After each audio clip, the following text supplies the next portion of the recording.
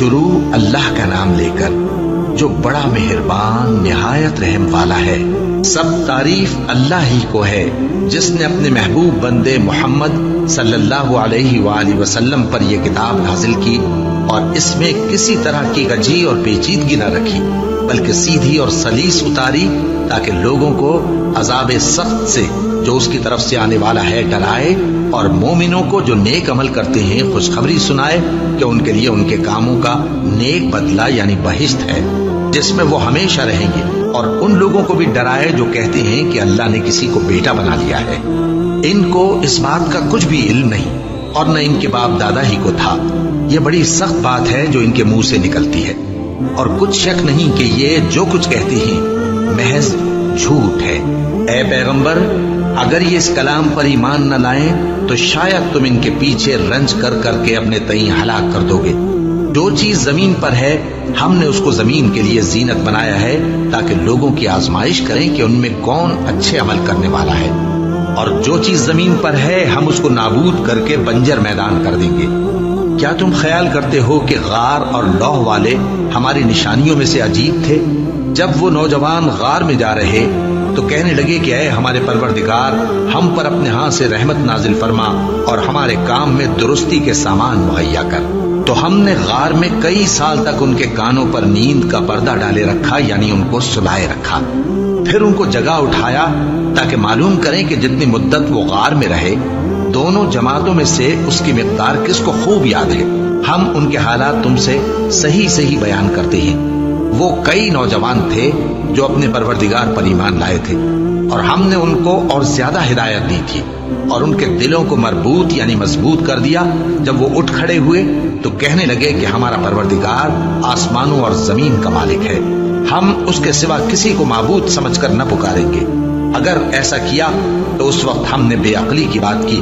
ان ہماری قوم کے لوگوں نے اس کے سوا اور معبود بنا رکھے ہیں، بھلا یہ ان کے معبود ہونے پر کوئی کھلی دلیل کیوں نہیں لاتے؟ تو اس سے زیادہ کون ظالم ہے جو اللہ پر جھوٹ باندھے؟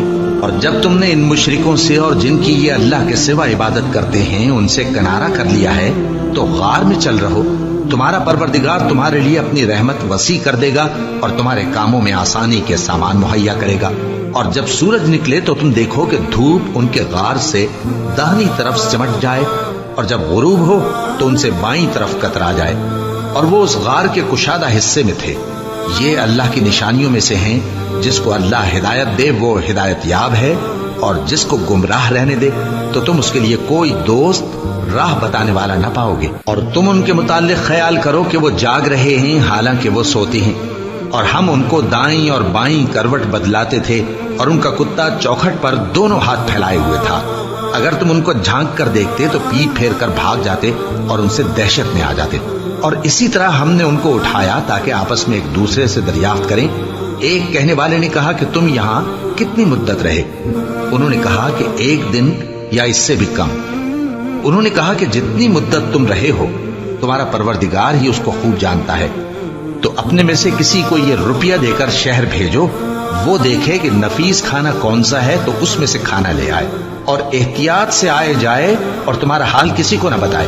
اگر وہ تم پر دسترس پا لیں گے تو تمہیں سنسار کر دیں گے یا پھر اپنے مذہب میں داخل کر لیں گے، اور اس وقت تم کبھی فلاح نہیں پاؤ گے۔ اور اسی طرح ہم نے لوگوں کو ان کے حال سے خبردار کر دیا تاکہ وہ جانیں کہ اللہ کا وعدہ سچا ہے، اور یہ کہ قیامت جس کا وعدہ کیا جاتا ہے اس میں کچھ شک نہیں۔ اس وقت لوگ ان کے بارے میں باہم جھگڑنے لگے اور کہنے لگے کہ ان کے غار پر عمارت بنا دو۔ ان کا پروردگار ان کے حال سے خوب واقف ہے۔ جو لوگ ان کے معاملے میں غلبہ رکھتے تھے وہ کہنے لگے کہ ہم ان کے غار پر مسجد بنائیں گے۔ بعض لوگ اٹکل پچو کہیں گے کہ وہ 3 تھے اور چوتھا ان کا کتا تھا، اور بعض کہیں گے کہ وہ 5 تھے اور چھٹا ان کا کتا تھا، اور بعض کہیں گے کہ وہ 7 تھے اور 8واں ان کا کتا تھا۔ کہہ دو کہ میرا پروردگار ہی ان کے شمار سے خوب واقف ہے، ان کو جانتے بھی ہیں تو تھوڑے ہی لوگ جانتے ہیں۔ تو تم ان کے معاملے میں بحث نہ کرنا مگر سرسری سی بحث، اور نہ ان کے بارے میں ان میں سے کسی سے کچھ دریافت ہی کرنا، اور کسی کام کی نسبت نہ کہنا کہ میں اسے کل کر دوں گا، مگر انشاءاللہ کہہ کر یعنی اگر اللہ چاہے تو کر دوں گا، اور جب اللہ کا نام لینا بھول جاؤ تو یاد آنے پر لے لو۔ اور کہہ دو کہ امید ہے کہ میرا پروردگار مجھے اس سے بھی زیادہ ہدایت کی باتیں بتائے۔ اور اصحاب کہف اپنے غار میں 9 پر 300 سال رہے۔ کہہ دو کہ جتنی مدت وہ رہے اسے اللہ ہی خوب جانتا ہے، اسی کو آسمانوں اور زمین کی پوشیدہ باتیں معلوم ہیں، وہ کیا خوب دیکھنے والا اور کیا خوب سننے والا ہے۔ اس کے سوا ان کا کوئی کارساز نہیں، اور نہ وہ اپنے حکم میں کسی کو شریک کرتا ہے۔ اور اپنے پروردگار کی کتاب کو جو تمہارے پاس بھیجی جاتی ہے پڑھتے رہا کرو، اس کی باتوں کو کوئی بدلنے والا نہیں، اور اس کے سوا تم کہیں پناہ بھی نہیں پاؤ گے۔ اور جو لوگ صبح و شام اپنے پروردگار کو پکارتے اور اس کی خوشنودی کے طالب ہیں، ان کے ساتھ صبر کرتے رہو، اور تمہاری نگاہیں ان میں سے گزر کر اور طرف نہ دوڑیں کہ تم دنیاوی زندگی کی رونقوں کے خواستگار ہو جاؤ۔ اور جس شخص کے دل کو ہم نے اپنی یاد سے غافل کر دیا ہے اور وہ اپنی خواہش کی پیروی کرتا ہے اور اس کا کام حد سے بڑھ گیا ہے، اس کا کہا نہ ماننا۔ اور کہہ دو کہ لوگو یہ قرآن تمہارے پروردگار کی طرف سے برحق ہے، تو جو چاہے ایمان لائے اور جو چاہے کافر رہے۔ ہم نے ظالموں کے لیے دوزخ کی آگ تیار کر رکھی ہے جس کی قناتیں ان کو گھیر رہی ہوں گی، اور اگر فریاد کریں گے تو ایسے کھولتے ہوئے پانی سے ان کی داد رسی کی جائے گی جو پگھلے ہوئے تانبے کی طرح گرم ہوگا اور جو ان کے چہروں کو بھون ڈالے گا۔ ان کے پینے کا پانی بھی برا اور آرام گاہ بھی بری۔ اور جو ایمان لائے اور کام بھی نیک کرتے رہے تو ہم نیک کام کرنے والوں کا اجر ضائع نہیں کرتے۔ ایسے لوگوں کے لیے ہمیشہ رہنے کے باغ ہیں جن میں ان کے محلوں کے نیچے نہریں بہ رہی ہیں، ان کو وہاں سونے کے کنگن پہنائے جائیں گے، اور وہ باریک دیبا اور اطلس کے سبز کپڑے پہنا کریں گے، اور تختوں پر تکیے لگا کر بیٹھا کریں گے۔ کیا خوب بدلہ اور کیا خوب آرام گاہ ہے۔ اور ان سے 2 شخصوں کا حال بیان کرو جن میں سے ایک کو ہم نے انگور کے 2 باغ عنایت کیے تھے اور ان کے گردا گرد کھجوروں کے درخت لگا دیے تھے اور ان کے درمیان کھیتی پیدا کر دی تھی۔ دونوں باغ کثرت سے پھل لاتے اور اس کی پیداوار میں کسی طرح کی کمی نہ ہوتی، اور دونوں میں ہم نے ایک نہر بھی جاری کر رکھی تھی، اور اس طرح اس شخص کو ان کی پیداوار ملتی رہتی تھی۔ تو ایک دن جبکہ وہ اپنے دوست سے باتیں کر رہا تھا، کہنے لگا کہ میں تم سے مال و دولت میں بھی زیادہ ہوں اور جتھے اور جماعت کے لحاظ سے بھی زیادہ عزت والا ہوں، اور ایسی شیخیوں سے اپنے حق میں ظلم کرتا ہوا اپنے باغ میں داخل ہوا۔ کہنے لگا کہ میں نہیں خیال کرتا کہ یہ باغ کبھی تباہ ہو، اور نہ خیال کرتا ہوں کہ قیامت برپا ہو، اور اگر میں اپنے پروردگار کی طرف لوٹایا بھی جاؤں تو وہاں ضرور اس سے اچھی جگہ پاؤں گا۔ تو اس کا دوست جو اس سے گفتگو کر رہا تھا کہنے لگا کہ کیا تم اس ذات سے کفر کرتے ہو جس نے تم کو مٹی سے پیدا کیا، پھر نطفے سے، پھر تمہیں پورا آدمی بنایا؟ مگر میں تو یہ کہتا ہوں کہ اللہ ہی میرا پروردگار ہے، اور میں اپنے پروردگار کے ساتھ کسی کو شریک نہیں کرتا۔ اور جب تم اپنے باغ میں داخل ہوئے تو تم نے ماشاء اللہ لا قوت الا باللہ کیوں نہ کہا؟ اگر تم مجھے مال و اولاد میں اپنے سے کمتر دیکھتے ہو تو عجب نہیں کہ میرا پروردگار مجھے تمہارے باغ سے بہتر عطا فرمائے، اور تمہارے اس باغ پر آسمان سے آفت بھیج دے تو وہ صاف میدان ہو جائے، یا اس باغ کی نہر کا پانی گہرائی میں اتر جائے تو پھر تم اسے تلاش نہ کر سکو، اور اس کے میووں کو عذاب نے آ گھیرا اور وہ اپنی چھتریوں پر گر کر رہ گیا، تو جو مال اس نے اس پر خرچ کیا تھا اس پر حسرت سے ہاتھ ملنے لگا اور کہنے لگا کہ کاش میں اپنے پروردگار کے ساتھ کسی کو شریک نہ بناتا۔ اس وقت اللہ کے سوا کوئی جماعت اس کی مددگار نہ ہوئی اور نہ وہ بدلہ لے سکا۔ یہاں سے ثابت ہوا کہ حکومت سب اللہ کی ہے، جو معبود برحق ہے وہی بہترین ثواب عطا کرنے والا اور بہترین انجام لانے والا ہے۔ اور ان سے دنیا کی زندگی کی مثال بھی بیان کر دو کہ وہ ایسی ہے جیسے پانی جسے ہم نے آسمان سے برسایا تو اس کے ساتھ زمین کی پیداوار مل کر نکلی، پھر وہ چورا چورا ہو گئی کہ ہوائیں اسے اڑاتی پھرتی ہیں، اور اللہ تو ہر چیز پر قدرت رکھتا ہے۔ مال اور بیٹے تو دنیا کی زندگی کی رونق و زینت ہیں، اور نیکیاں جو باقی رہنے والی ہیں وہ ثواب کے لحاظ سے تمہارے پروردگار کے ہاں بہت اچھی اور امید کے لحاظ سے بہت بہتر ہیں۔ اور جس دن ہم پہاڑوں کو چلائیں گے اور تم زمین کو صاف میدان دیکھو گے اور ان لوگوں کو ہم جمع کر لیں گے تو ان میں سے کسی کو بھی نہیں چھوڑیں گے، اور سب تمہارے پروردگار کے سامنے صف باندھ کر لائے جائیں گے۔ تو ہم ان سے کہیں گے کہ جس طرح ہم نے تم کو پہلی بار پیدا کیا تھا उसी तरह आज तुम हमारे सामने आए, लेकिन तुमने तो ये ख्याल कर रखा था कि हमने तुम्हारे लिए क़यामत का कोई वक्त मुकर्रर ही नहीं किया, और आमाल की किताब खोल कर रखी जाएगी तो तुम गुनाहगारों को देखोगे कि जो कुछ उसमें लिखा होगा उससे डर रहे होंगे और कहेंगे, हाय शामत, ये कैसी किताब है कि न छोटी बात को छोड़ती है न बड़ी को, कोई बात भी नहीं मगर उसे लिख रखा है, और जो जो अमल किए होंगे सबको हाजिर पाएंगे, और तुम्हारा परवरदिगार किसी पर जुल्म नहीं करेगा। और जब हमने फरिश्तों को हुक्म दिया कि आदम को सजदा करो तो सबने सजदा किया मगर इब्लीस ने न किया, वो जिन्नात में से था तो अपने परवरदिगार के हुक्म से बाहर हो गया। क्या तुम उसको और उसकी औलाद को मेरे सिवा दोस्त बनाते हो, हालांकि वो तुम्हारे दुश्मन हैं, और शैतान की दोस्ती जालिमों के लिए अल्लाह की दोस्ती का बुरा बदल है। मैंने उनको न तो आसमानों और जमीन के पैदा करने के वक्त बुलाया था और न खुद उनके पैदा करने के वक्त, और मैं ऐसा न था कि गुमराह करने वालों को मददगार बनाता। और जिस दिन अल्लाह फरमाएगा कि अब मेरे शरीकों को जिनकी निस्बत तुम माबूद होने का गुमान रखते थे बुलाओ, तो वो उनको बुलाएंगे मगर वो उनको कुछ जवाब न देंगे, और हम उनके दरमियान हलाकत की एक जगह बना देंगे, और गुनाहगार लोग दोज़ख को देखेंगे तो यकीन कर लेंगे कि वो उसमें पड़ने वाले हैं और उससे बचने का कोई रास्ता न पाएंगे। और हमने इस कुरान में लोगों के समझाने के लिए तरह तरह की मिसालें बयान फरमाई हैं, लेकिन इंसान सब चीजों से बढ़कर झगड़ालू है। और लोगों के पास जब हिदायत आ गई तो उनको किस चीज ने मना किया कि ईमान लाएं और अपने परवरदिगार से बख्शिश मांगें, बजुज इसके कि इस बात के मुंतजिर हों कि उन्हें भी पहलों का सा मामला पेश आए या उन पर अजाब सामने से आ जाए। और हम जो पैगंबरों को भेजा करते हैं तो सिर्फ इसलिए कि लोगों को अल्लाह की नेमतों की खुशखबरियां सुनाएं और अजाब से डराएं। और जो काफिर हैं वो बातिल की मदद से झगड़ा करते हैं ताकि उससे हक को फिसला दें। और उन्होंने हमारी आयतों को और जिस चीज से उनको डराया जाता है उसे हंसी बना लिया है। और उससे बढ़कर जालिम कौन, जिसको उसके परवरदिगार की आयत के जरिए समझाया गया तो उसने उनसे मुंह फेर लिया, और जो अमाल वो आगे कर चुका उसको भूल गया। हमने उनके दिलों पर पर्दे डाल दिए कि उसे समझ न सकें, और कानों में सिक़ल पैदा कर दिया है कि सुन न सके। और अगर तुम उनको रस्ते की तरफ बुलाओ तो कभी रस्ते पर ना आएंगे, और तुम्हारा परवरदिगार बख्शने वाला साहिब रहमत है। अगर वो उनके करतूतों पर उनको पकड़ने लगे तो उन पर झट अजाब भेज दे, मगर उनके लिए एक वक्त मुकर्रर कर रखा है कि उसके अजाब से कोई पनाह की जगह न पाएंगे। और ये बस्तियां जो वीरान पड़ी हैं, जब इन्होंने कुफ्र करके जुल्म किया तो हमने इनको तबाह कर दिया और इनकी तबाही के लिए एक वक्त मुकर्रर कर दिया था। और जब मूसा ने अपने शागिर्द से कहा कि जब तक मैं दो दरियाओं के मिलने की जगह न पहुंच जाऊं, टलने का नहीं, खास सदियों चलता रहूं। फिर जब वो दोनों उन दरियाओं के संगम पर पहुंचे तो अपनी मछली भूल गए। फिर उस मछली ने दरिया में सुरंग की तरह अपना रास्ता बना लिया।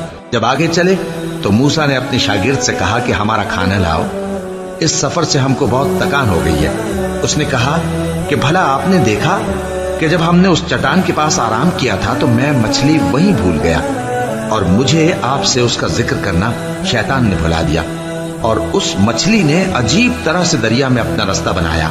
मूसा ने कहा, यही तो वो मकाम है जिसे हम तलाश करते थे। तो वो अपने पांवों के निशान देखते देखते लौट गए। वहां उन्होंने हमारे बंदों में से एक बंदा देखा जिसको हमने अपने हाथ से रहमत खास से नवाजा था और अपने पास से एक खास इल्म बख्शा था।